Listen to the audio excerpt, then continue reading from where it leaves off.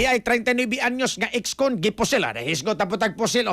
Samtang nag-standby dapnis kalsada. Sibulan niya. 39 anyos. Although kining ingunini nga mga insidente ba, I don't know mag-iigalaw, gitawag maghapon ng petty crime sa atong kapulisan, but murag maghilak ang adlaw diri syudad nga way pinusilay.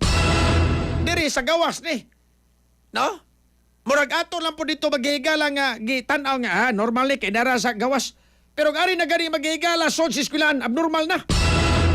No? Ato isi ko report ni Eric Amaro mga katropa. XFM Police Report. Police Report.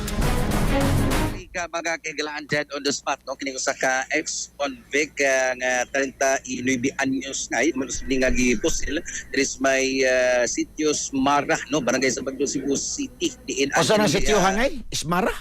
sa ni Smara Smara? S-M-A-R-A Smara de. Eric Smara katubang Eric mga kaigalaan din ang kining nakabsat kina mao ni biktima nga si Paulo Manzanero sa ex-convict guy o taga Paulo Manzanero Birama barangay Calambas Cebu City din matba samtang naglikod din siya guy this may kining usas mga corporate kalsada sa Boga Sitio kalitan din ni abot katpang Eric kining duha ka mga laki nga nagsakay og scooter type motorcycle no ang backrider aton pa mo ininaog ni bunot sa iyang kalibre o matinong kalibre sa armas de fuego dahil namusik ngadto usab sa biktima kanahigran ang biktima kinsa nakakuan pa na nabag nakadagan pa sa interior portion o sa area pero dito na nahagba ingong dead on the spot katropa Erika mga kahigalan tungod sa mga gunshot injury po da ang mga mamuno dali pong nisibat sakay sa ilaw usab nga getaway motorcycle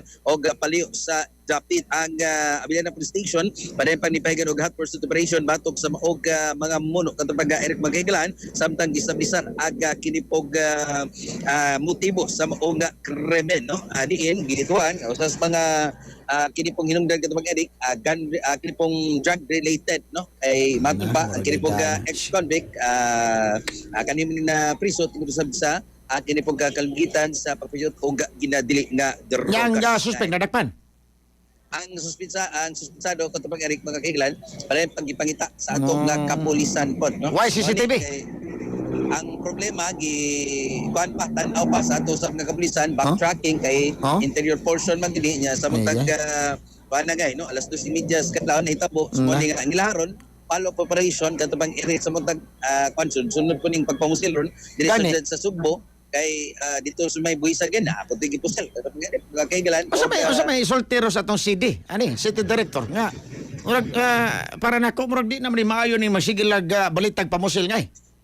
Okay ra dinakpanay siguro sa bo o saba pero kining pagpamusil pati murag medyo makakuan makapangulba usa ba.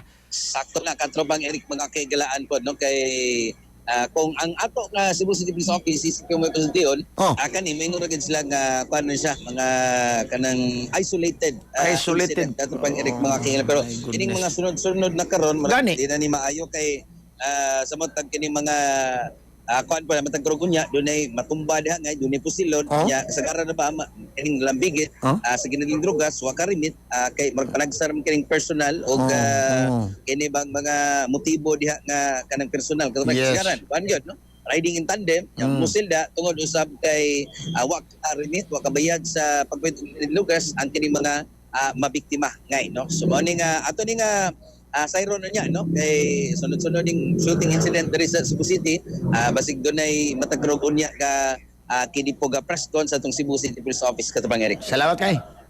So mo ni nga ino kasikas sa Cebu City Police Office mga katropa ning kahapon na basig magduka mo magluya di ay kape makawa sa luya magkailan makawa pas yung balatian no kini nga to kape nga gilabas siya so graded Santong Plus sa Coffee Mix nangapin mo na nambal pagid mo.